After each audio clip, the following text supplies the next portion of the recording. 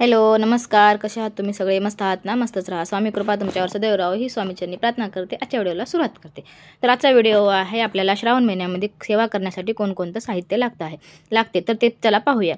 सर्वात अगोदर आपल्याला आपल्या देवघरामध्ये आपल्याला एक साळून पिंड लागते. शंकरांची आपल्या घरामध्ये अशी आपल्याला एक पिंड भेटते. ती आपल्याला महादेवाची ही साळूनपिंड आपल्याला आपल्या घरामध्ये आणून ठेवायची आहे. पितळेची घ्यायची आहे.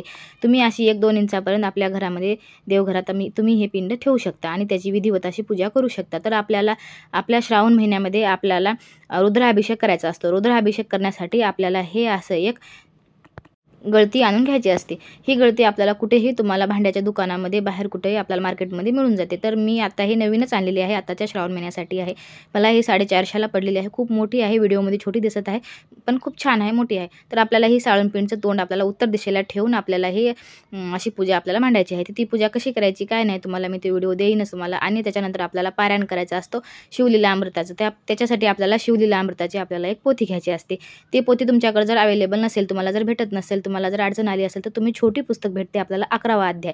11वा अध्यायाचं आपल्याला हे श्री शिवलीला अमृताचं पुस्तक भेटते. 11वा अध्यायाचं तुम्ही ते आपल्या घरी आणू शकता.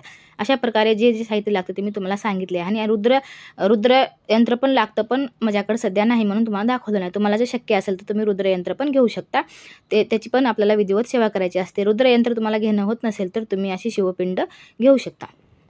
श्री स्वामी समर्थ. आजची सेवा स्वामी चरणावर अर्पण करते.